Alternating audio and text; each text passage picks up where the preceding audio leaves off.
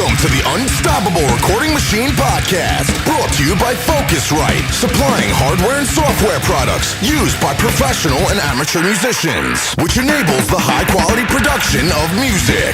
Focusrite, sound is everything. And now your hosts, Joey Sturgis, Joel Wanasek, and EYAL Levy.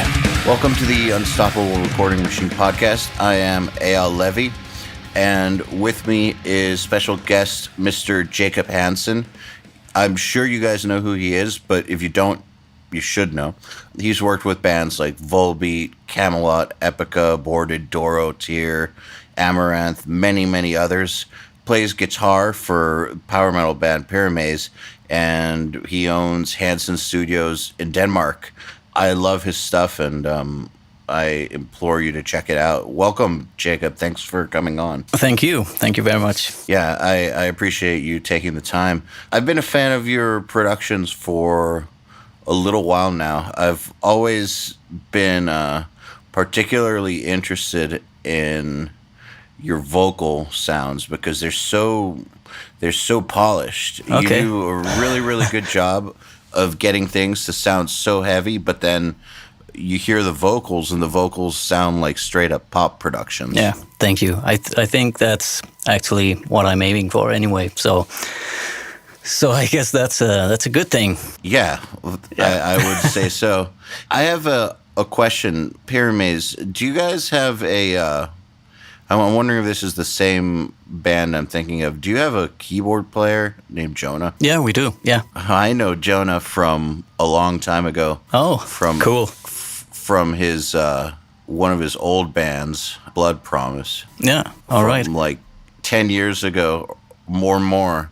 They recorded in my basement of my old studio, like 3 studios ago, when they were trying to get signed. So I just That's remember. cool. It's a small world. There you go. Yeah. Pretty cool, yeah.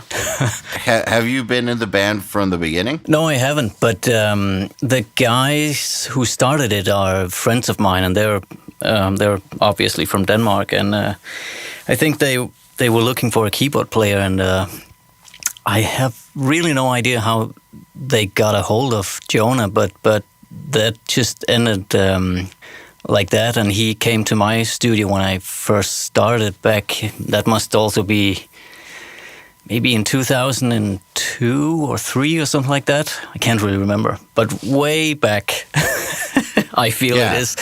And I just started, and I'm talking, this was a long time ago. Yeah, really, yeah. And he was a small kid, and he came to my studio and recorded the keyboard parts for the first Pyramaze album. And I was a producer on all the albums, so that's why when they lost their main guitarist, the main songwriter, they asked me to help them out. And how do you guys keep a band together for so long? That's actually kind of incredible.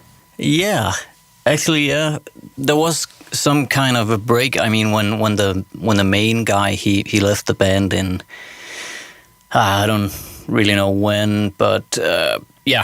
Anyway, there was a long break of maybe like 4 or 5 years where they didn't do anything, and I think Jonah kind of he started it again somehow, got the guys back together, except for the bass player and the main guitarist, and that was when they asked me to help them out, and then it took a couple of years before we really got things started and everything got going. So yeah, I think they had a break of, I think it took maybe 5 or 6 years from the last album release to the first one where I was on it, which is called Disciples of the Sun. So I guess if you count the break, the band hasn't been together that long, actually. Whenever I've had long-distance relationships with girls, I've always said that, if we were together for a year, but maybe got together 8 times for I know what you mean. A week at a time. Yeah, it's actually, it's really, we've only been together 8 weeks.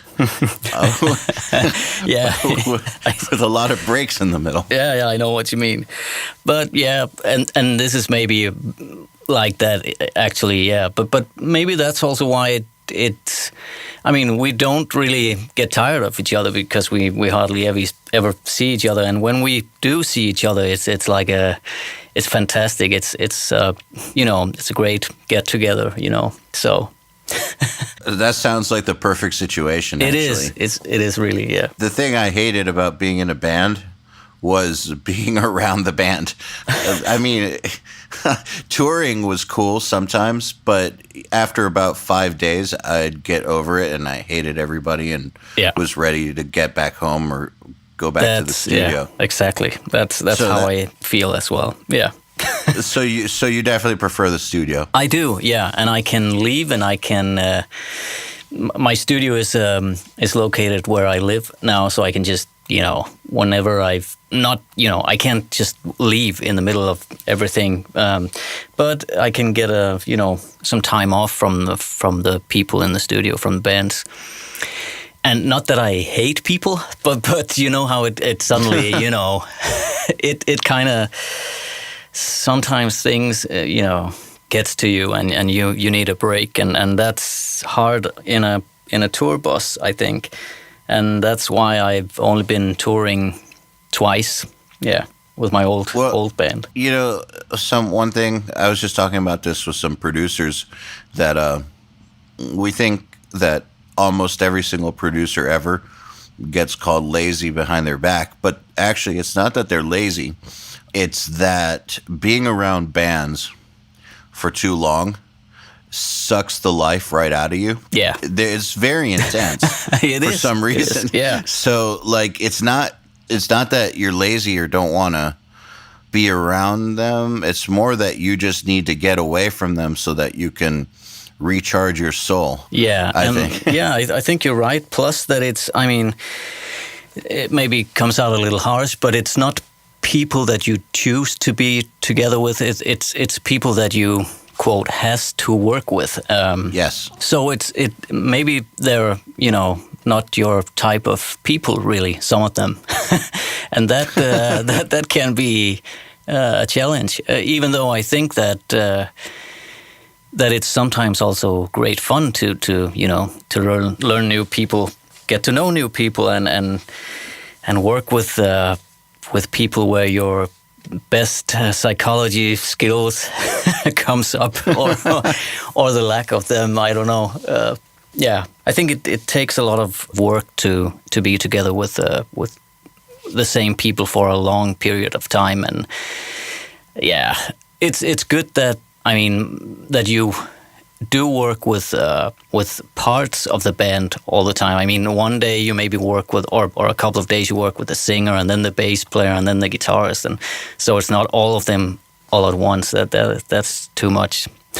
So when you're producing an album, do you do things in a specific order, or do you set up so that you can work on whatever you want at any time? I'm just wondering because I know that myself and my partner Joey, we did this independent of each other, but when we record, we'll set up stations so that you can bounce around. You'll have the vocal set up, the guitar set up, the bass set up, and the drums set up all at the same time, so that the moment you're losing inspiration on one thing, you can jump right to the other thing instead of just going straight from the beginning. Yeah, that's a great idea, and I do that in a way, although I like to finish the drums before I move on to all the other things, because I think that one day the drums are great sounding, and overnight the heads get they get weird, and you need your drum tech to come in and maybe change things, and it gets a little. I mean, if I have plenty of time and plenty of money to change the heads and everything, then I'll do it. But I like to make sure the drums are done, and then that's it, and then we can move on. And then I, like you, have stations or whatever. I have everything set up so we can just play one song bass and then do some vocals. We can do some backing vocals. We can do percussion. We can do everything.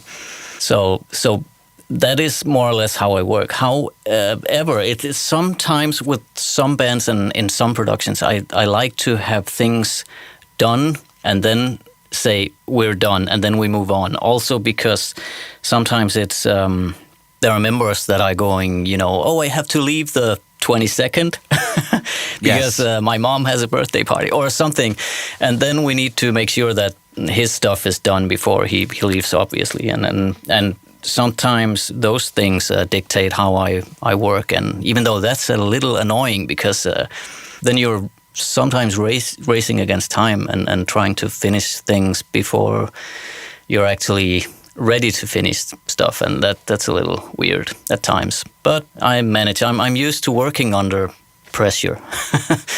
So yeah, I think it's hard to find a situation where there isn't some sort of pressure involved. But the whole working in stations thing for me developed out of necessity for having to try to get vocals in earlier so that the vocalists wouldn't blow their voice out. Because I guess the way that that I learned to record, which was very traditional for metal, because metal's a very untraditional style of recording, but where you do everything and then the last 2 days you do vocals. So you spend 3 or 4 weeks doing all the music and then spend 2 days on vocals, and the vocalist just better nail it. Yeah, that's just terrible. So dumb. Yeah. It's so bad. Yeah, so it is. I try to get the vocalist started from almost the beginning, like maybe once drums are done or something. Yeah, I think that's cool, and the thing with that is that most of the times, well, it depends, but sometimes I'm not ready with the, how do you say, the cue guitars were terribly played, or they were, maybe there was we did some weird arrangements, so we needed to, work on that. So I'd like to make sure that when the singer comes in, he or she listens to something that sounds pretty good, and if it's too early on in the how do you say, in the production, it's sounding a little crazy, everything. So but yeah, you're right. I mean, when I started recording, when I was in a band back then, that was exactly the scenario. We spent maybe 2 weeks recording, and then I was the singer of that band, and they, I had like a weekend or maybe not even 3 days to do a full album, and of course I ruined myself, and the vocals on those albums are just crappy sounding, obviously, because that's it's impossible to do it like that actually. So I like to spread out the vocal recordings, and I like to make sure that we start with vocals and maybe do 1 day of vocals, and then maybe sometimes a couple of days of rest for the vocalist, because the first day they're always really excited and they push themselves and I can do 4 songs, and then and then they can't, because the next day they can't even talk. No, so I try to save people's energy a little bit, maybe 2 days off, and then I do some more vocals, and of course as much as possible, as long as they sound good. And if there's a day where they feel like it's not working for me today, we can just move on to whatever needs to be done, bass, guitars, solos, everything. Yeah, I think that's great. I mean, really, vocals are the priority, in my opinion. They are what will make the difference. Yeah. In my opinion, on whether or not the record is a success or a failure, for the most part. So to not treat them like gold, I think is kind of dumb. Yeah, you're right. But sometimes I feel like, even though I try to make sure that I have plenty of time for vocals, sometimes it just, shit, the drums took maybe... Yes. Then they took, 1 week too much, or, and then, I know where that's gonna, lead me. That's gonna lead me working after, extra hours on the vocals, or just hope I have everything before the band's flight is going or whatever. There's always, I mean, maybe that's also a good thing, that it's never a perfect session. It's always stress at the end, and it's always chaos, But yeah. Have you ever had a situation that doesn't end up in chaos at the very end? Because I can't think of one. Yeah, maybe I have a few, and then I get really, then I go, oh shit, something's wrong, because this it went so smooth, and maybe everything is just shit. Because it's supposed to be crazy at the end, where everybody's like, how are we gonna make this? And I think that's just that's a major part of the game. I think everybody feels like that, and all the bands that I work with, when they come back, they're like, this time it's gonna be different with the time pressure, and it's not different. It's exactly the same. I forget what this is called, but there's an idea that the amount of work that you have will always stretch out to fill the entire amount of time that you have allotted to work on it. Yeah. So no matter how much time or how much work you have, somehow it will always stretch perfectly to where you have just enough time to get it done. Yeah. Scientific phenomenon. Yeah. It is like that. And sometimes, I mean, when I went from the 2-week album recordings, when I used to do that back in the days, when the bigger budgets came in and I could do long stretches of production, it just seemed like in the beginning we were being really, things were happening, and then in the middle of the whole period, it seemed like everybody was like coming in late, and maybe we leave early today and go drink coffee, and it's like that. It's hard to keep the energy level really high all the time, and maybe we're not supposed to, but that's how it it also ends up, like you're saying, that even if you have like 2-3 months to do the production, and you'll be stressed out the last couple of days. That's how it is. Without fail. Yeah. So you're a guitar player first. What made you get into recording? How did that happen? Yeah, I think it's probably the same story as everybody else on this program. But yeah, I played in a band, played guitar, and I was the vocalist as well, and the studio work was just really exciting for me. I was never the type of guy that would be really happy about playing live. It was fine, and I did it, but it didn't give me anything special, really. It was just, yeah, cool.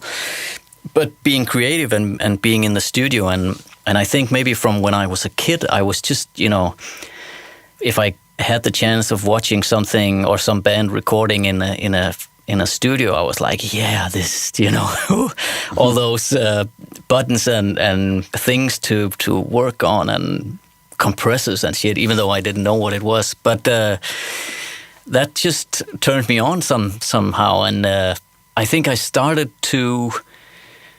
Yeah, also the fact that when my band went into the studios in Denmark, most of them didn't really have any clue of recording heavy metal, and they were really, they just looked at us like we were insane when we were distorting our guitars and playing ultra fast drums and shit. And I thought, hey, I can do this because I know what it sounds like in my head, and I kind of know how the end result has to be, even though I had no idea how to get there. But then I borrowed some equipment from some people, and I rented some gear, and I just started recording my own band and local bands. And even though it sounded pretty shitty, it had something. I mean, it sounded like metal. It didn't sound like somebody who didn't know what they were doing. And that just developed like that. And suddenly I saw myself actually being more interested in that than playing in a band. It's so funny, man, how that is such a common story with so many of the guys that we've talked to on here, that they started as musicians. Yeah. They went to a studio and nobody knew how to record metal. And it could could be like $1 million studio, but if they don't know how to record metal, it's going to be garbage. Yeah. What comes out. Lots of the guys who've been on the podcast or Nail the Mix started recording metal because nobody around them did it.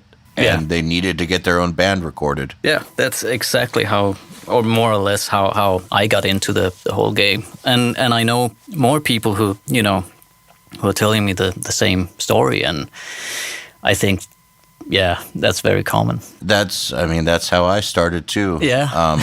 Yeah, I was looking for studios for my band, and I got the prices to record an album, and they were like ridiculous. And then I realized that none of these people at these studios even recorded metal in the first place. So we were going to be spending like $20,000 to have enough time to record something in a genre that these people never even worked with. Yeah, that's insane, really. Yeah.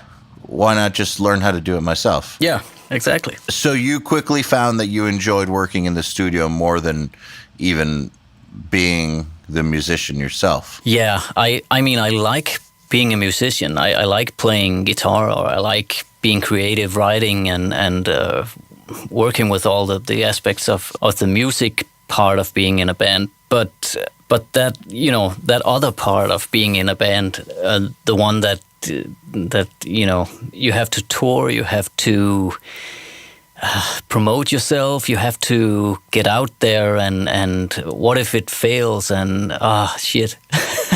That's just not, I mean, plus I feel pretty old, and I don't, there's no chance that I will ever, I mean, quote unquote, make it with my music or my bands, and it doesn't matter anymore because I don't care. I really just enjoy playing guitar and writing, and I mean recording guitar, and that's the fun part.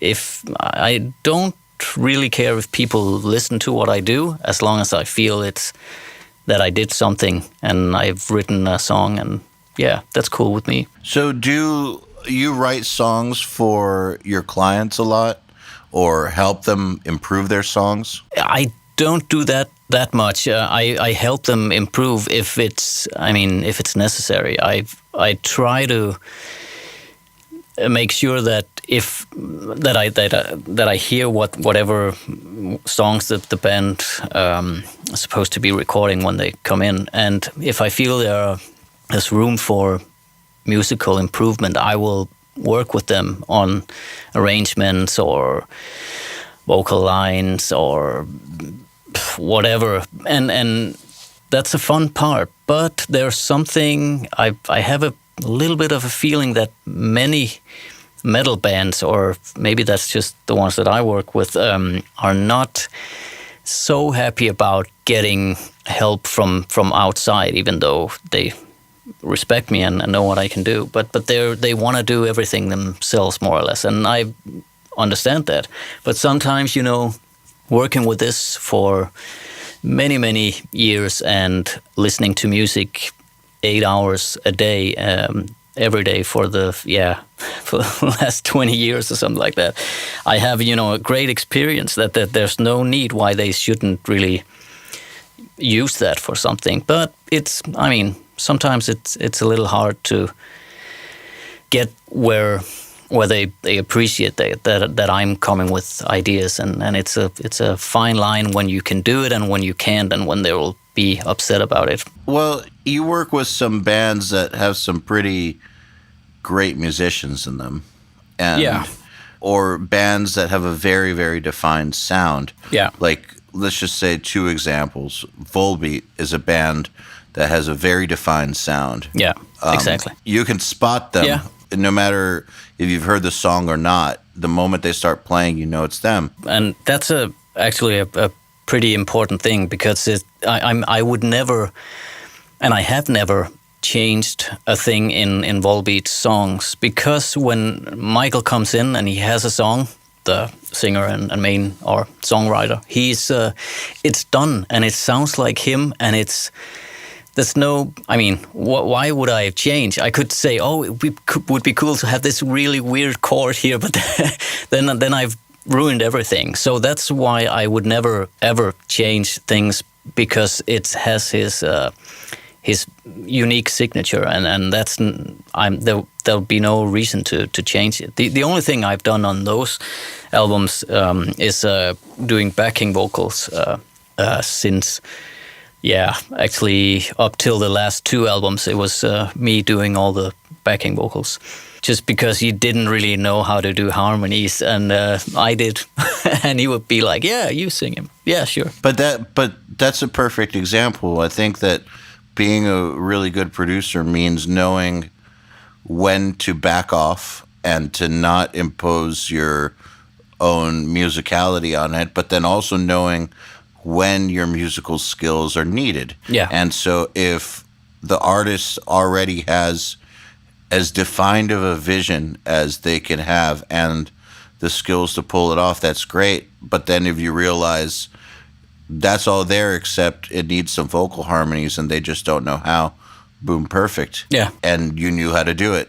Yeah, that's where I'm sure that if they needed help in other departments too, you could have helped too. But I think it takes understanding when to contribute and when not to contribute. Exactly. And I think I would rather, even though if I have the feeling that something could be changed here, and I would suggest something, and I would, be very gentle and suggest that, hey, maybe we should, or have you thought about changing this? And if they're like, no, and then I would back off immediately, because, I mean, even though it for me, and maybe we never know, but it could be an important change. If the band is not interested in the change, I would feel terrible to like you're saying, impose that onto them. And but it is a fine line, and it's very, I mean, how do you say it? It's a delicate thing. You have to be careful with those things, and sometimes it's also just a matter of saying, if they're like, I'm not sure about this riff, and I'm like, okay, what else have you got? And maybe they have something, better, and they come up with that themselves. But I just, I'm the guy who's just saying, maybe try something else, and then they do something else, and that's cool. Well, like you said, it's delicate. Earlier, you said that you have to use their psychological skills, and I think that this is a perfect example of understanding body language and understanding what people's reactions mean to things. Yeah. And so when you make a suggestion, if your psychological skills are on point, then you'll know whether or not you should keep going with your suggestion or you should immediately stop. Yeah, you're right. And I think that that's crucial to know, because every band's different, and they'll all react differently to different things, different types of suggestions. Yeah. Well, I mean, what about Amaranthe, which is much more, I guess, musician friendly in a way? Yeah. And that's also a case of, I mean, my input in Amaranthe is more like I just, I'm not gonna be, how do you say, gonna be a co-writer or arranging songs or something.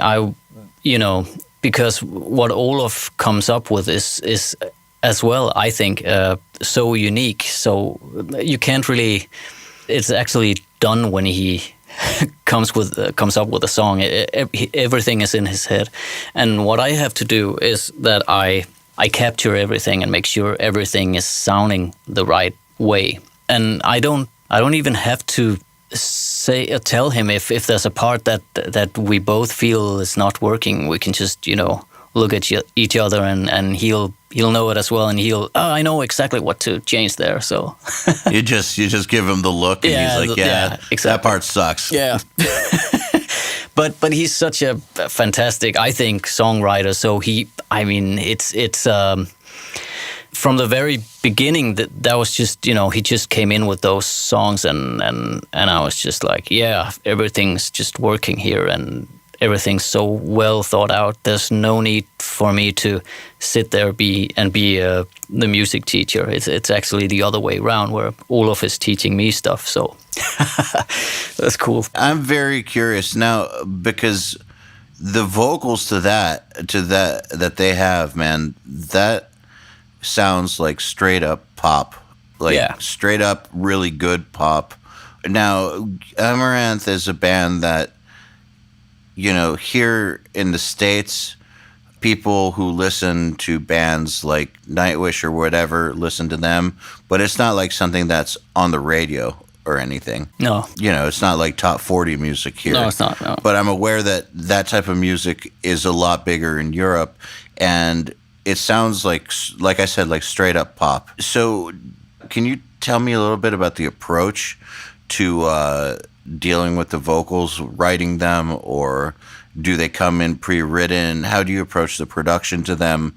Is it a pop approach in the mix? Like, I'm very curious about this. Yeah, the funny thing is that there's really little difference between how I work with them and many other bands. It's just the way everything is arranged and the way that Elise also sounds. And of course we're aiming for that polished pop vocal sound. That's the goal, of course. And what we do is, like, of course we take maybe 20 takes on a verse, maybe 40, maybe 50.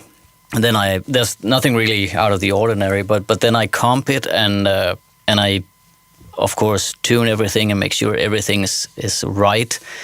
And for the backing vocals, we layer them pretty heavily. I mean, there's sometimes maybe 20, 30 tracks of backing vocals, because there are so many counter melodies and harmonies and shit going on in the background that it's crazy. But it's also a big part of that sound. And then I think one of them, not the most important tool, but a very important tool in that in those productions, is the Synchro Arts vocal line, because you have to make sure that everything lines up.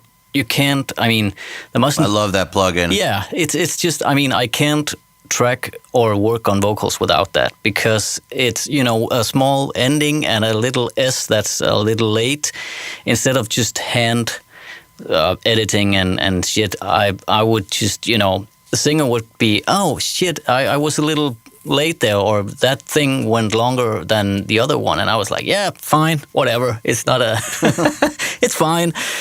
And then I would vocaline everything, because it's just gotta sit as one massive thing. It's more like, some of the vocals or the backing vocals on the Amaranthe albums are more like a huge pad from a keyboard, actually, because they're just, there's so many notes and so much shit going on there that it's crazy. But I think the funny thing is that me and Olof kind of clicked on that. We both, I grew up with ABBA. That was just such a huge part of the soundtrack for my childhood, really. And the same with Olof. They had great harmonies. They had these massive harmonies and, everything double tracked. And so that sound is, that is what I hear in my head, I think, when I hear Amaranthe. And that's, yeah, in some way, that's what I'm going for.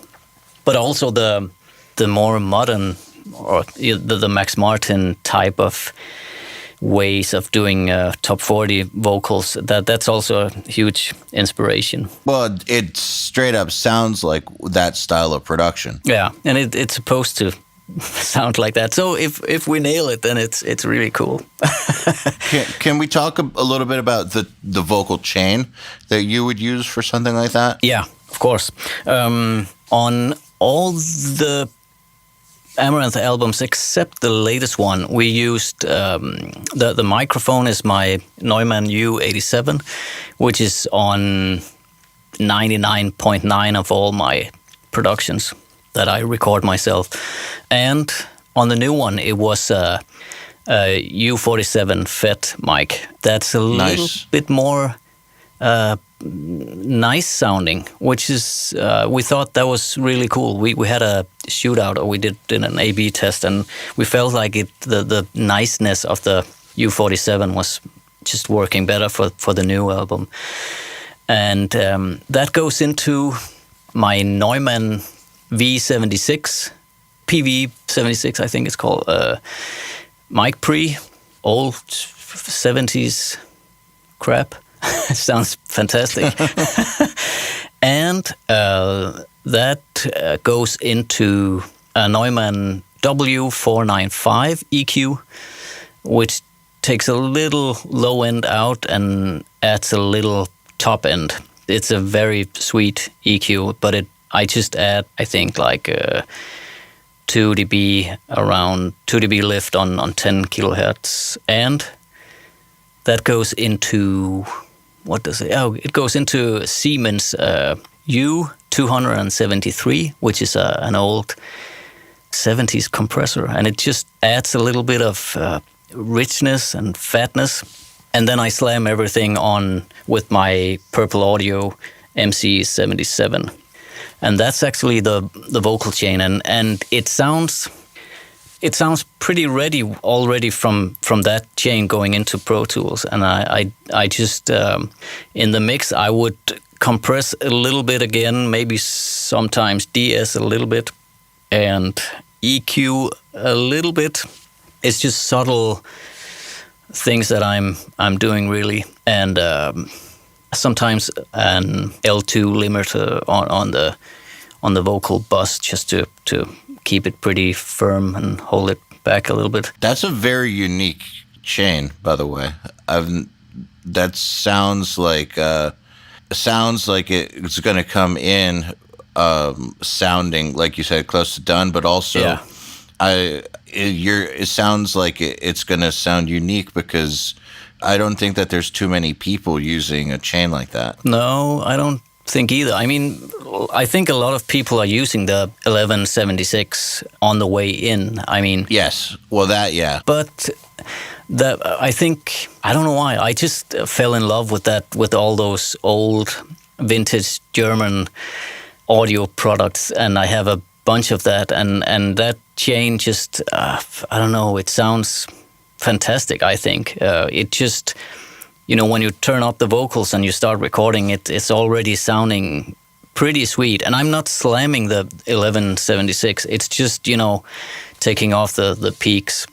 And I think that many singers also really like to sing with some compression on that sounds great. A hardware compressor is maybe, that's for me a good thing to use when recording. I don't think a software compressor can do that much and has so much color, if I may say so.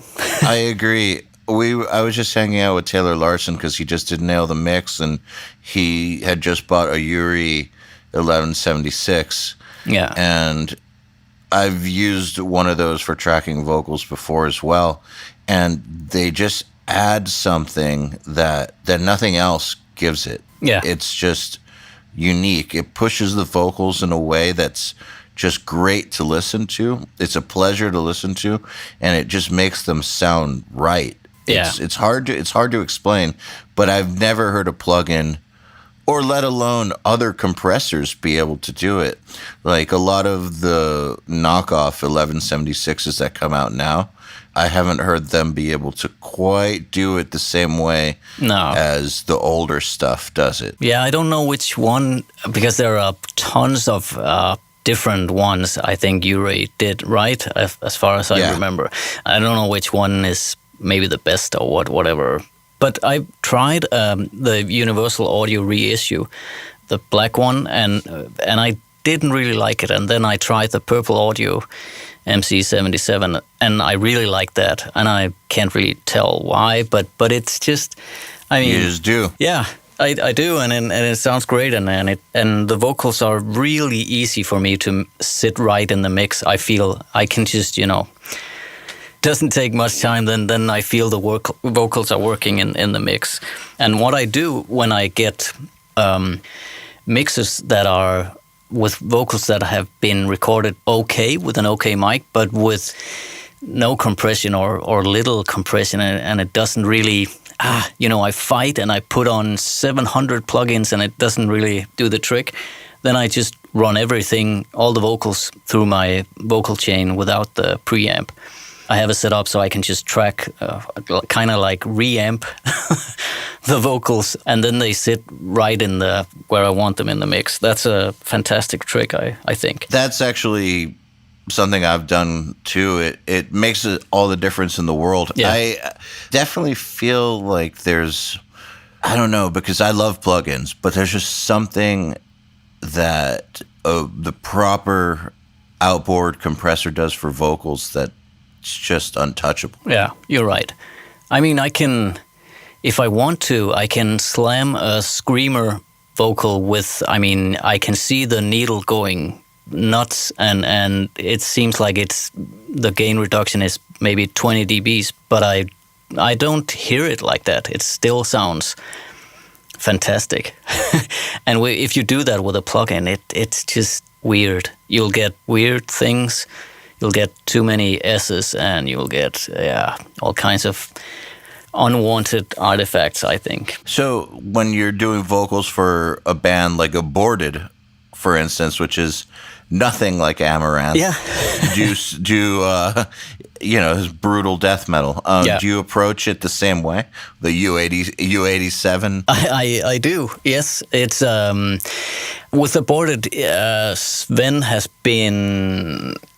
We've tried different things because he actually wants to do handheld mics most of the time. So I think, if I remember correctly, the last time, I think his deep vocals were SM7, and the screamer vocals were just my U87. And actually, if he wasn't like a guy with, who wanted a handheld mic, I think we would just use the U87. It sounds great for growling, I think. There's no, for me, need to change it. And it's the same vocal chain with the same setup. It's just, for me, it's just working on so many different styles, I think.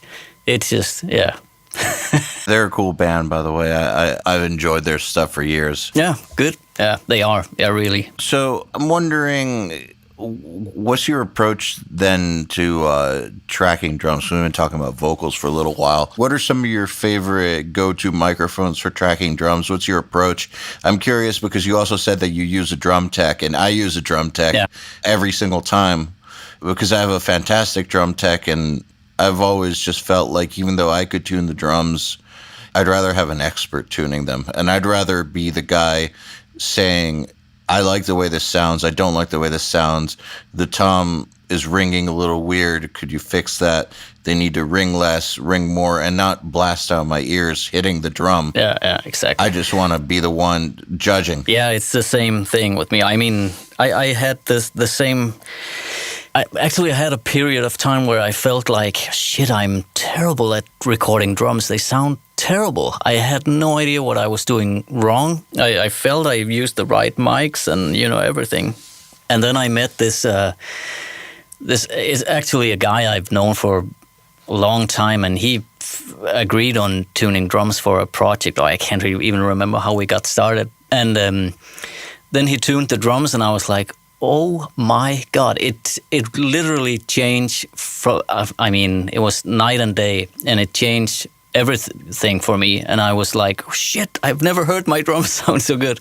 So that's, of course, even though people would agree, but I don't think a lot of people use a drum tech, or, of course, it's also a matter of finding a guy who knows what you want. And it has to work for you. If he's a type of guy that's tuning in a way so it doesn't work for you, then it's, of course, not good. But with my guy, who's called Martin, we just clicked, and he's been doing everything for me for the last 10, maybe 15 years, something like that. And it's such an important thing. And he would also be listening to cymbals and going, oh, wait a second, for that chorus, please play on that one. And he's taught me stuff like that, and it's great. I would sometimes stop people recording and go in and say, please, let's when we do the next take, we take this cymbal for the chorus, and when you hit the, stuff like that, because that makes a huge difference. It does, and it's something that I feel like not a lot of people think about. I mean, it's always like the drummer is always looking at me going, you're such an idiot. Why? Because I'm not, I'm not dissing drummers, but for many of them, cymbals are just cymbals. And they actually, many of them look at the price and then they buy the smallest ones because they're the cheapest. And so that's why I have a bunch of huge cymbals that I normally use because, I like hearing those big sounds, long crash sustain. Anyway, but that whole thing with working with a drum tech and a guy who understands drums, because that's just actually the hardest part to record, I think, because there are so many things that can go wrong. I mean, halfway into the first verse of a song, the snare can, if there's a lock or a screw that's not tightened, it'll, rattle and things like that. It's falling apart. And you just have to know everything about drums to do that and to make them sound fantastic. I think you would agree. Yeah, well, yeah, and I'd rather have an expert helping me with that stuff. Exactly, sure. Yeah. And of course, we learn. I mean, I've learned a lot from working with my drum tech. But then again, I really can't do a production without him if I mean serious business, because he's just great, and he would sometimes listen to, he's there doing the whole drum recording, so he can go in and fix things, and sometimes he would go like, for this song, Jacob, can we try another kick drum? And I'm like, yeah, sure, and then it makes such a difference. Yeah, that's part of what I love about it too. With my guy is he'll bring different snares and give us options. And so when I say I want more articulation in the ghost notes on this song, he'll be like, well, why don't we try this snare? The what it's made out of and its depth will help bring that out more than retuning our original snare. Yeah, that's such a fantastic thing. Also because, I mean, even though it's something that I know of and I can hear that something's wrong, it's good for me to not think of that all the time. I can be more concerned with, am I picking up everything right with my mics and pre's? Are they placed right? Is the song working? Is the tempo right? And, all those things, because there's so much to deal with when you're laying down the foundation of the song, which is the drums.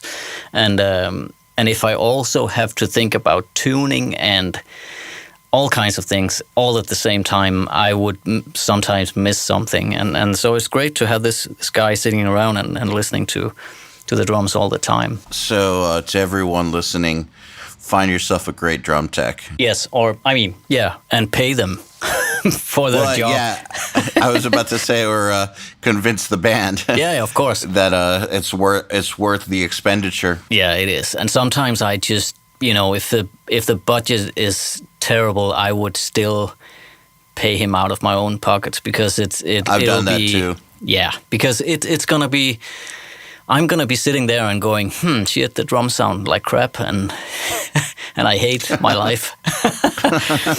But so I'd rather pay him, Anyway, but yeah, drum mics. Okay, let's see. Here's what I normally use, and sometimes it changes a little bit, but kick drum is RE20 inside. That's Electro Voice RE20. Oh, nice. Yeah, and outside, lately it's been, I have a Neumann UM57, which is a tube mic, fantastic sounding tube mic, and that's on the outside of the kick, even with Aborted. And snare is Sennheiser MD441. I think I started using that like 5-6 years ago or something like that. I actually used to use MD21, which is an Omni mic, a small, weird 60s reporter mic from Sennheiser as well. And that has a very distinct sound to it.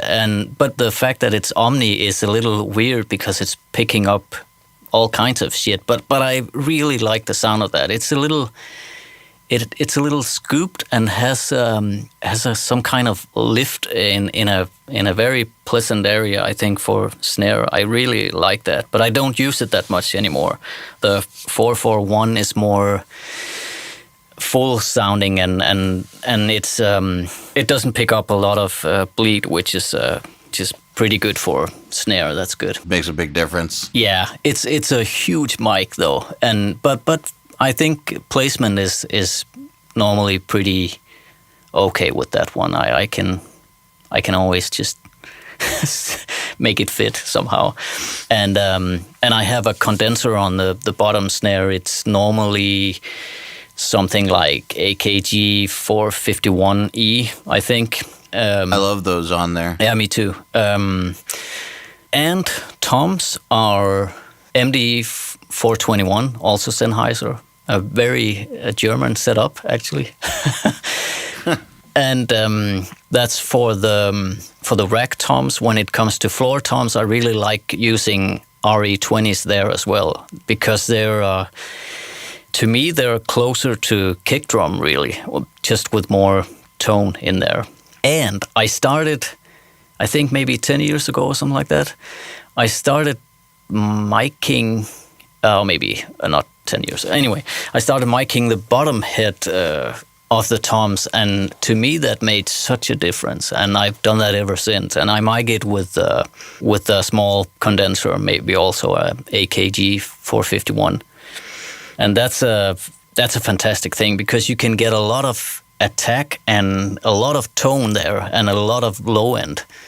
Instead of the top head would be more like a quick smack and then maybe a little bit of tone. And then I can, compress and sculpt and really make the tom tone hit. I think I'm a fan of the fusion kit type sound. I mean, where the toms are going goo with a little bit of a pitch bend. That's what I want to hear in some way. And lots of, tone and not just attack. So actually lively sounding drum kit. Sometimes I've noticed that if you get rid of too much of that ring, it makes it a little harder to mix, because a lot of that ring disappears the moment you add guitars. Yeah. But it definitely helps it sound more alive, like you said. Yeah, and I'd rather have really long decay than a short one, because or sustain, because I can always gate it out if I feel it's in the way of something, or I can manually edit and do fades or whatever. But I mean, normally it's just a matter of putting on a gate and then choosing the decay time and making that work with the song or with the drum kit. And from using a good drum tech, I feel like he just makes sure that everything is working and it's not being overly crazy all the time with the toms hanging and sustain everywhere. But yeah, rather a lot of tone than only a smack, because that to me doesn't really work, or it doesn't make sense to me really. I want to hear the notes, plus that I think that my drum tech are tuning toms in, how is he tuning? In thirds, I think, or something like that, because he's always testing them and trying to play a melody on them, because they have to be, they're in a certain pitch, and he has a almost like perfect pitch. It's really interesting, actually. That's just crazy. But that really helps as well, make everything sit and make things sound great, I think. Yeah, and mics, going back to that, For overheads, I use Neumann KMI 84 vintage. Nice. Old pair. Sounds absolutely brilliant, I think. And then I have, actually I'm a little spoiled because I use an M149 over the whole kit to pick up some extra snare. It's like a center overhead, but it's pointing towards the snare, and I try to I compress that mic pretty hard, and I try to make the snare crack really hard in that mic or that channel. So how far above the snare do you put it? It's maybe hanging, how would you say, like somewhere around half a meter, if that makes sense for you, over the drummer's head, somewhere around that. So it's maybe like, it depends, it's a little... So for you Americans, that's 3 feet. Yeah. So half a meter is 1.5 feet, Americans. Okay. Yeah, right. Yeah, the metric system. Yeah, and that mic really, I mean, blending that in gives it a really nice crack, and I can kind of sculpt that to sound. I can put a little bit of extra low in there and get a really some extra fatness on the snare there as well. That's the cool thing, I think. I've done that with an SM7B sometimes, and it's worked really nicely. Yeah, I think so. It's a little crazy with phasing sometimes between overheads and other things, but if it goes completely, or if I feel like it's being out of phase or something's weird, I use auto align from Soundradix to make sure it sits right. But that's a good plugin. Yeah, it's really neat. It's cheap and it's great. Yeah, room mics, I use two KM184 Neumanns as well, and it's how do you say, the overheads are, by the way, XY all the time, and the rooms are spaced pair. And then I started doing I have an MS set up with a Neumann SM69 stereo mic, a FET mic as well. And that's a really cool thing. I think I can get a really wide feel of the cymbals. I place that like 2 meters in front of the kit, and I keep it in the cymbal height. So I actually pick up, of course I pick up the whole kit, but a lot of cymbals. And that gives me a really wide feeling, or I can really control the wideness of the or the space of the cymbals with that. You know, I'm actually curious about something about the XY on the overheads, because the traditional thing for metal is a spaced pair.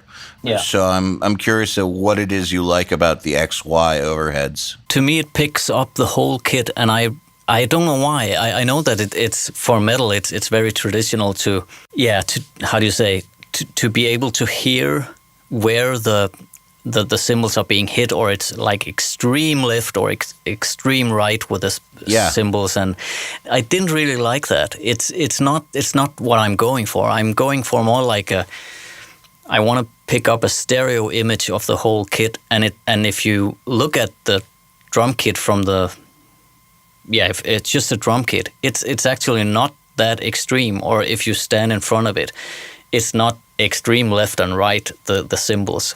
I was not really going for that. So the X and XY system just worked for me also because it's very easy with phase.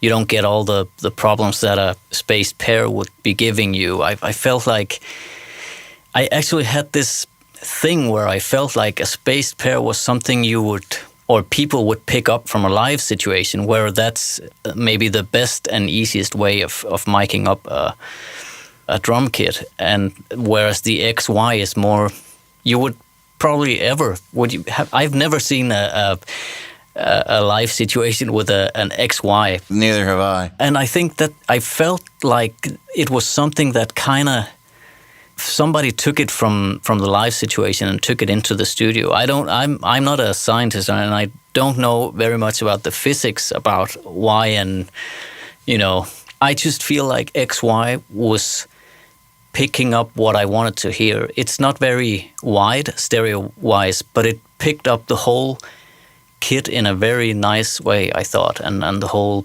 all of the cymbals. And then if I feel like I'm missing something, if a guy has a splash extreme right or left, or a China that's, far away, I would, of course, spot mic that. And the same with ride and hi-hat and blend that in. But I would also never put hi-hats or ride just, 100% left or 100% right. It's always like 60, 65% or something like that. Even though I want to hear a wide drum kit, I don't want to hear it, extremely crazy wide. Okay, that makes sense. I also don't pan those hard. I always try to pan them where I feel like they sit in the stereo image of the overheads. Yeah, makes sense. Which is usually in the 60% range. Yeah, I think so. Yeah, I've just seen people going completely nuts with panning on drums, and yeah. Well, are you familiar with LCR mixing? Yes, although I haven't done it, no. I've never done it either. One of my partners here does it, and his mixes sound great. I've just never tried it, but literally everything is either hard panned or centered, and that's it. It's interesting, yeah. And it's working.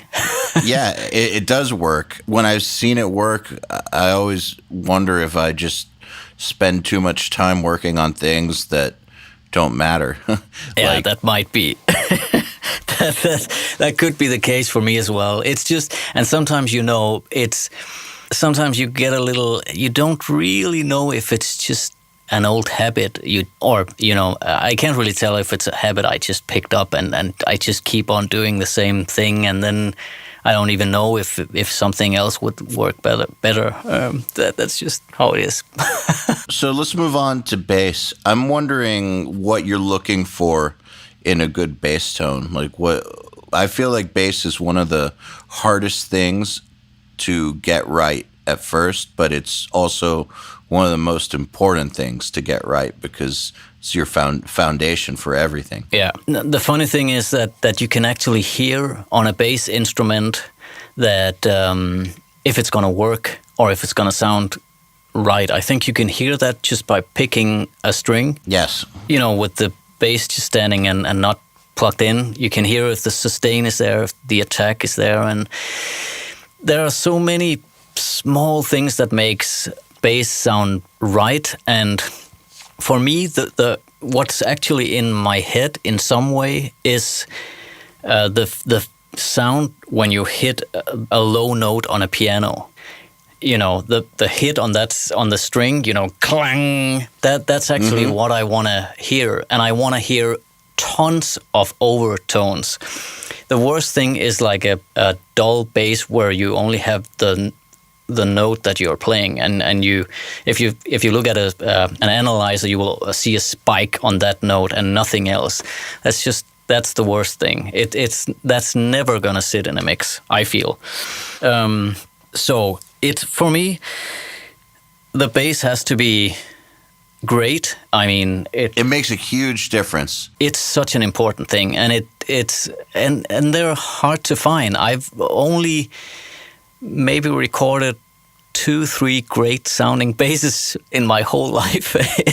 It's a little crazy to say that, but that's the truth. And it needs new strings, and I would, if I decide and if I'm allowed to spend money on strings, then I change the strings after every song, because especially the low one, because it will die eventually, and it's gonna die in an hour or so. And most people and bass players look at me and go, "What the fuck are you thinking?" And I would say, "Are your strings new?" And they would be, "Yeah, they're like 6 months old." And so that's why I have an arsenal of strings all the time. And I sometimes, if people come in and they have, even though I tell them bring tons of strings, and then they think that tons are 2 packages, then I have my own to put on. That's very important. Man, I don't even let them warm up on new strings. Like, because they literally do die in like an hour.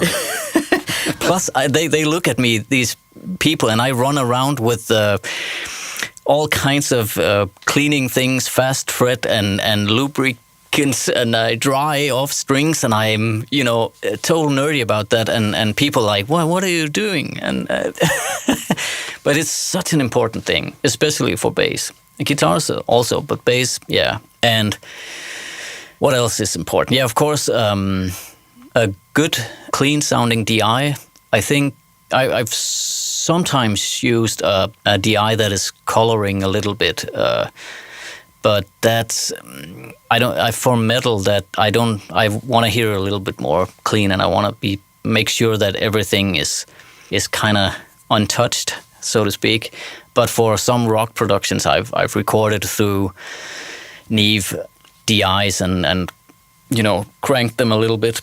But yeah, good basses are hard to find. I mean, I have a Music Man Stingray in my studio that I use from time to time, which I like. It's not perfect. It is still a little weird sounding sometimes because it's hard to have great sounding down-tuned bass. But lately I heard, actually on the latest Epica that I did, I was really impressed with the bass sound on that one, and that was a Dingwall bass, and I was like, I gotta buy one of those and put that in my studio, and whenever bass players come in, I would hand them that one and go, this is the one you're playing on.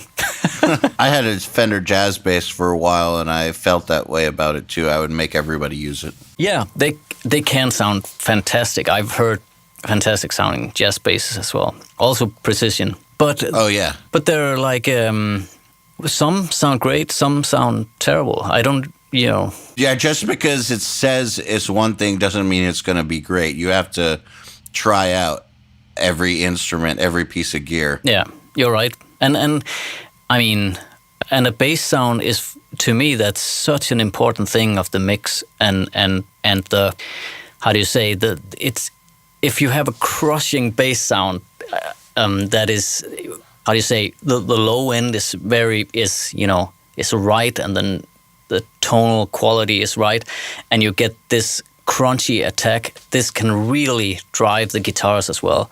I love that, and I think what got me into that whole thing of that kind of overdriven piano sounding bass sound was maybe on the maybe Queensryche on Empire, that could be, but definitely the Queensryche bass sound, but also D.D. Verney from Overkill had that type of clangy bass sound. I don't know if that makes any sense to you.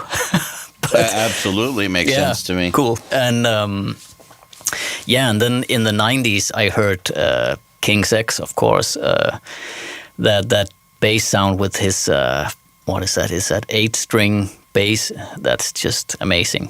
So, yeah. What strings do you favor? I love Diodario Pro Steels for bass. Yeah, I use Ernie Balls. I love those.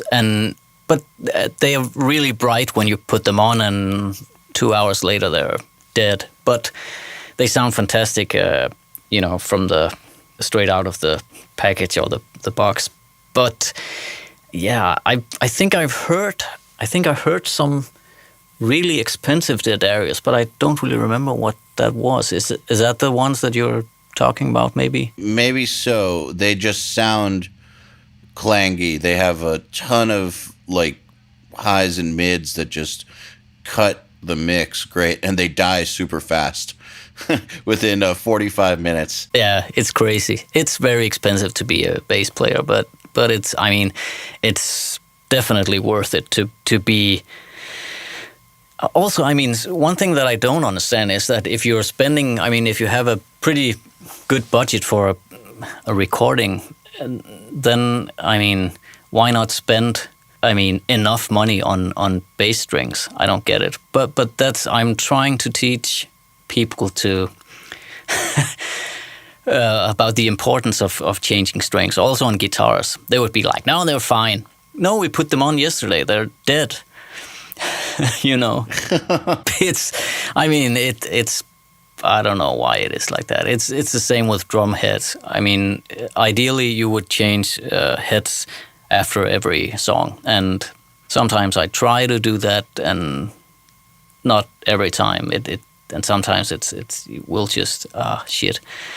We'll just spend so much money on that, and then we don't. Especially snare and toms. But I definitely changes the snare head every second song. Yeah, same here. Every second song on this. Basically, I look at snare every second or third song, just depending on who the drummer is. Yeah. So, and how hard he hits. The bottom toms twice per album, the top toms 3 times per album, and the snare usually 4 times per album. Yeah, it sounds like what I do as well. Yeah. More if there's budget and time. Yeah, yeah. If there's budget and time, you can't get me not to. No. So the only thing that'll stop me is budget and time. Yeah, you're right. And it's so important, and you will be so much happier when mixing that, or just sending that off to another mixer. You know that they'll everything be happy is with just. you. They will be, yeah. So what about guitar? You're a guitarist. Do you find that you spend more time on guitars than other things, or is that no. like your specialty? Or No, I don't think so. It's not like I think in a way that each instrument requires something special, but guitars are like that's where I'm a tuning Nazi as well. I can't. I mean, if when people come in with their instruments, we always check intonation and new strings, and I check guitars, and if they don't, or if they bring, let's say 10 guitars and most of them are bad shape, or they have never been intonator or something, then I have a guy that I call, and he comes around, or I bring all their instruments to this guy and he fixes it, because that'll just kill a recording process if the guitars are poorly intonated and we can't tune a chord, or But luckily, some years ago I did a band and I would tune chords in choruses, for example. I would do, yes, take this chord, no, try again, and hold it there, and I would tune things, and now it's good, and then we would record it, and then go to the next chord. It was just terrible, I hated that. And I did an album with Pretty Mates, which is like an old 80s hard rock band from Denmark, and they've made records since 82 or something like that. And I worked with those guys, and it was killing their guitarist. He was like, it's in tune now, and I was like, nope. and then he felt terrible. And then on the next production I did with them, he bought a guitar with Evertune. I was about to ask you about that. Yeah, I've never looked back since then. It was amazing. We tracked guitars in 1/3 of the time maybe than that we spent on the first album, because we were playing all the time. I mean, he would play things and I was like, yeah, that was good, that's fine. The take was cool, everything was right. And he was like, oh, amazing. And changing strings on it was so easy, and we could just, it was such a fantastic thing to not think about tuning, but just being creative and playing, and all those things. So I just made sure that I had.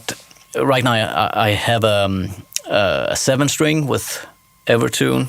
I have a 6-string with Evertune, and I have a Telecaster style guitar with Evertune as well. So I can do a lot of different things with those 3 guitars, and many productions are done with those things, because if it's not in tune, it'll never sound right. And Evertune has just changed everything. I think it's such a great thing. It's amazing how much time you spend on tuning guitars in a production, especially a metal production. It's a ridiculous amount of time. So I think Evertune is one of the best guitar inventions to come out in a long, long time. It is really, yeah. And I've maybe spent,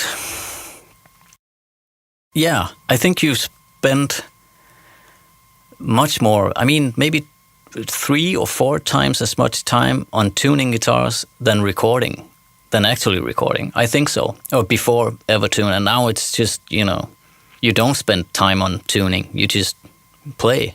And that's such a fantastic thing. And people that I introduce, bands that are coming into the studio, and I introduce it and I say, hey, if we have problems with your guitars, let's use this one. And they're like, yeah, fuck, man. We're just, I mean, and things are just going so much faster, and then it's fun again to record guitars. Yeah. So, that's really important. Well, we've been talking for a while, and I have quite a few questions here from our audience, and I want to make sure that we get to some of them. So do you mind if we switch to that? That's cool. Cool, because I don't want to run out of time before we can ask that. So, all right, so let's do some audience questions. So here's one from Francesco Filgoy, which is, what are some of the details on fitting orchestral elements into Xerath 3? He says that's his favorite work from you. Yeah, that's cool. I really love that band as well. It's the funny thing is that I don't feel like I'm doing something very special with that. I just think maybe it's that the way that I don't have to fill out everything with guitars, if you know what I mean. I mean, in a usual metal mix, guitars would be very prominent, and if you have tons of orchestra that you have to fit in, then you can't find space for orchestra because the guitars are just all over the place. So I think that, I don't know, I think I also do a lot of automation on those types of albums. I mean, when there's room for guitars, or when the roles kind of switch, when the orchestra is more like a background thing and there's a riff going, I can pull out the guitars and make that the main thing, and the orchestra or the keyboards or whatever goes into the background. So in many of these mixes, there's a lot of, a lot of automation in volume-wise going on. I mean, not like 3 dBs or, something crazy. It's really small, increments of dB. It's maybe then I lift the guitars maybe half a dB,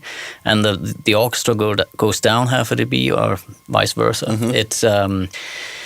It's just a big puzzle, and trying to be musical with the automation. I think that's a very important thing, and also I think that I normally I have all the orchestration on a bus where I can put some different. I have an EQ, and it's scooping a little bit around maybe 250 to 400, something around that, because many of these types of sounds from an orchestra are very prominent in that area, and that will fill up space really quickly. I mean, it'll be just like, whoa, yeah, the horns and brass and strings, and they're all, or many of them, really prominent in that area, and I need to filter that out to make sure it fits in.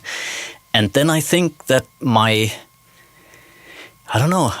but my way of mixing is, I always feel like I need to make sure that I have space in the mix, if you know what I mean.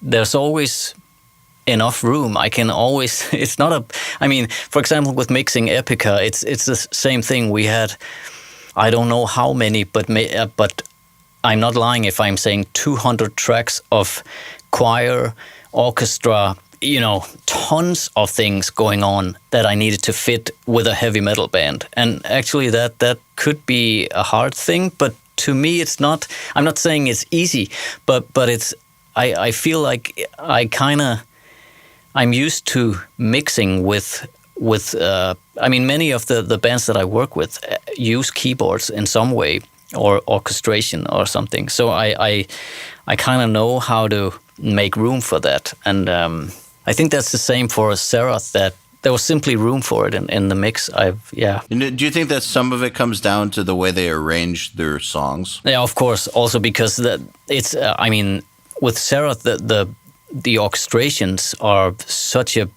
big part of the song. I mean, if you just had, I mean, it wouldn't be the same adding, for example, orchestrations to Aborted.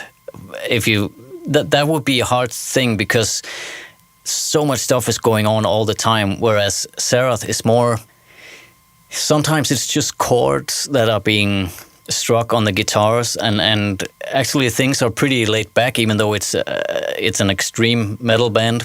But they arrange the songs so it has room for those big orchestra parts, and that's really clever because for Serath that band is really something special, I think. So here's a question from Marco Santana Ruiz, which is, do you have any details on the apparent huge vocal layers of Volbeat? Yeah, I do, because I've tracked them all. And I mean, yeah, what I do with Volbeat is I think that all the songs are more or less double tracked. I mean, all main vocals, and when we get to choruses, I would maybe track him 4 times, and the same with the backing vocals are done 4 times as well. And that way of double and triple and quad tracking is maybe a part of that big vocal sound. Plus, I use 2, sometimes 3 different types of delays: a short, a slap, and a medium one, and a long one, and then a little bit of reverb on it, and that whole thing also adds to the large vocal sound. And that's also become I think a pretty important part of the Volbeat sound, even though it's I haven't mixed the latest 2 albums, but I know that Michael wants it to be like that. Okay, here's one from Robert Major, and said, "It's been years since Jacob and I have spoken, so this will be fun. What's your preferred guitar rig signal chain these days? In the loop, before the amp?" Yeah, funny thing, because I don't think I've ever had anything in the loop. So nothing. Nothing. No, I know some people use a little bit of stuff in the loop. I don't, but I have. I think some years ago I used the Boss RGE10. It's a graphic EQ, like a half unit. You remember those small micro Yep. things? Really noisy, but it sounded fantastic. And I EQ'd I actually used it a little bit like a tube screamer in front of the amp, in front of the preamp, and I really loved doing that. And that EQ can be heard on hundreds of albums I've done. But lately I'm using some different types of tube screamer. I'm using the Maxon OD 820 a lot. I really like that. But it's not always that I use tube screamers or something like that in front of the amp. It's sometimes just a cable straight into the amp, and then we go. And yeah, different amps. Engel Fireball 60, Engel Artist Edition, and I use EVH 5150 a lot. What else do I use? Yeah, JCM 800 as well, some from time to time. Classics. Yes. Yeah, can't go wrong with those. No. So here's one from David Tagbos, which is, "I've noticed and loved how you make arrangements fit so well together. Victim of the City by Dune, which I'm pretty sure you mixed, is one of my favorite ever, partly because the details are really on point. Take, for example, how the guitar's bass is pumping with the kick drum in a way that somehow doesn't sound bad or too EDM. I noticed the same thing on the latest Lowrider Betty single. I'm sorry if I'm not very specific here, but could you tell us a bit about your thoughts behind mixing and or producing music that doesn't strictly fit under the basic rock band umbrella?" Yeah, cool. It was a long question. Yes, I did produce and mix the Dune or Dune, as we call it here in Denmark. It's a Danish rock / electronic band. And that was actually my first time when I was introduced to sidechaining, because they had a keyboard player who was really into that whole thing, and we used that on especially that single "Victim of the City," and the guitars are sidechained to. I think actually we just used a kick that was not part of the mix, but that kick sent. That kick ducked the compressor on the guitars, and then of course my way of mixing things and mastering made it also duck a little bit on the kick hits, so it had this pumping feeling. And what else did he want to know? Just about your basic approach or thoughts for music that's not. For mixing music that's not just your normal rock band setup. Yeah, I think to me it's easier to mix things in a way so you can get. I mean, if you have, I on these rock album or rock productions, I put on tons of guitars. It's I mean, there's even more guitars than in many of the metal songs that I do, but they're all very light in some way. They're single coil guitars. It's Tele and it's Strat and it's SGs, and they're not, ultra heavy humbucker sounding guitars. So that makes everything really spacious and light sounding. So you can get the bass and kick drum to pump and work much more. Whereas in metal, the guitars are so much fatter and they go so much lower in the frequencies. I mean, it's not very often in metal that you can get the pumping feeling working, because it'll be all over the place when people start palm muting and they're tuned in B or lower. So, I mean, the funny thing is that I don't think I approach recording or mixing rock very much different. I still want to feel like there's a song and that there's space in the mix, or I think I have some kind of starting point in some way, but it's just the basic foundation and the basic sounds that's been recorded that kind of dictates where I'm going, so to speak. Did that make sense? Absolutely. Good. So, actually, a really good answer. So, here's one from Benjamin Mueller, which is, "Hey Jacob, besides your badass productions and mixes, this seems to be an odd question, but your hi-hats are just sick sounding. I'm curious what hi-hat model and mic you use for tracking. Let's say on the latest Evergrey records. Do you have any specific processing or miking technique to get those crisp yet silky, lush and wide, epic, larger than life sounding hats? Or is it only a damn good sounding one? Would be awesome to hear a little bit about that. Perhaps I don't have to dream of damn hi-hats anymore. Thank you." Yeah. Oh, that's so cool. I mean, for Evergrey, I did not track that, so I can't really tell you what he used on that one. But I think if he feels like he hears the same type of hi-hat on that mix than some of my recordings and mixes, then it must be something that I do when I mix drums. And the what I have on the hi-hat normally on the channel is like, it's just the SSL waves channel, and I don't know, maybe I think I take out a lot of harshness and I don't add very much brightness, but I think taking out some 3 to 4K and sometimes taking out a lot there makes it sound airy, or whatever. I don't have a word for it, but nice sounding.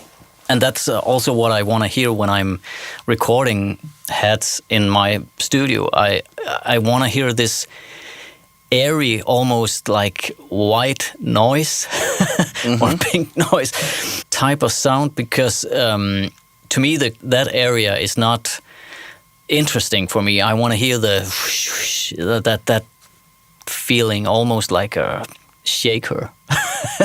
I don't know what I do, but I'm glad that he's impressed with my hi-hat mixing skills.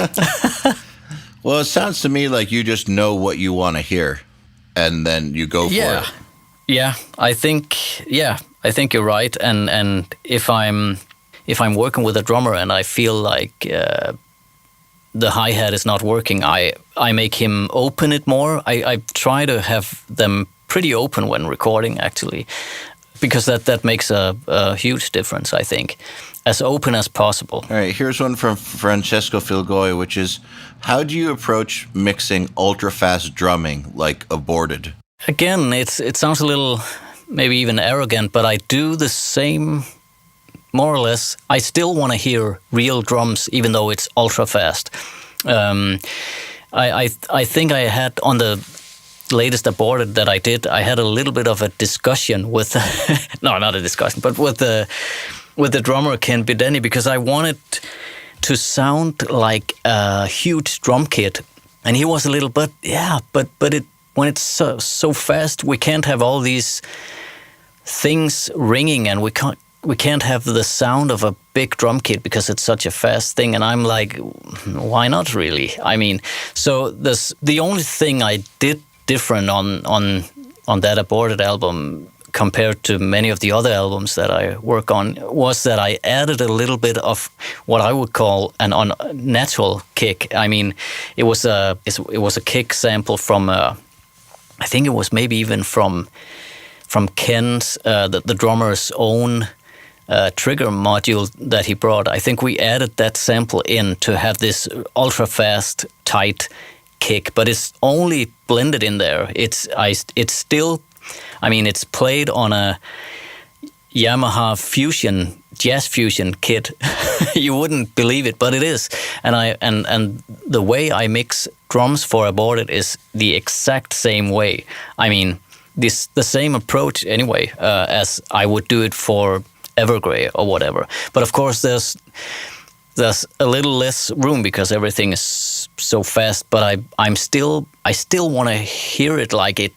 You feel all the energy from a real drum kit, because I cannot stand the typewriter type drum mixes, you know, where everything is so extremely unnatural sounding, like plastic drum kits or whatever. So yeah, and I hope people enjoy that, to hear a real drum kit even in fast stuff. I think it's very rare these days, and when it's done right, it's fucking great. Yeah, cool. So here's one from Reed Butterfield, which is, we're told that even when you become a seasoned pro, you're always learning. What have you learned about audio this past week? Oh, this past week. Yeah, well, yes, he's right, because you're always learning, and you should be, I think. So the funny thing is that, like, the last week, or the last couple of weeks, I've actually been listening to a lot of your podcasts. And awesome. Yeah, because it's even, you know, when cooking, and I was out for a long walk and I listened to some podcasts, and it's so cool to hear other people going nuts about the same things and that I go nuts about, and some of the things I went, hey, that's something I could use, or just a mindset that where I went, that's such a great thing, you know. But what I've recently had, I learned, is that I can really hear the difference between converters, because I'm in the middle of testing some different ones, and it's, oh shit, it's night and day, and I'm actually a little puzzled about what I'm going for. Switching converters maybe, and shit. So that's something that I can lie in my bed and not be able to sleep over. That's just crazy. Which ones are you looking at? I'm actually right now I'm testing Apollo 16s, and I'm not sure I like them. That's maybe a little early to say, but oh shit, it's what I use is that I use Lynx Aurora 16, and I'm switching, and I don't know what to choose. It's crazy. I feel like the Lynx is probably better than the Apollo. I feel so too. I had the feeling that the Apollos they had an extreme amount of high end that I actually didn't like, and the Apollos were kind of deeper sounding and had more 3D depth in some. Or no, did I say the Lynx? Are sounding more 3D and maybe a little bit crunchy, but in a very nice way, I think. Even though they're old, I really like them. But I think I gotta test some other stuff. I think your buddy Joel knows about that. Yeah, he's into it. Yeah. He's got burls. I know. Yes. Shit. They're very, very nice. Yeah, I gotta test that. Try the Apogee Symphony as well. Those are very nice. All right. I mean, I don't think they're as nice as the burls, but they're definitely. I've shot those out next to my Lynx, and I think they're better than the Lynx. Okay. Definitely better than the Apollos. Yeah, because Apollos are maybe not the way to go for me. Probably not. So here's one from Joseph, which is, how challenging was it to mix both female and male vocals in the same song with Amaranthe? Any techniques to make both sit well? Yeah, well, I keep them. I think I EQ them a little bit different, or I kind of work on them.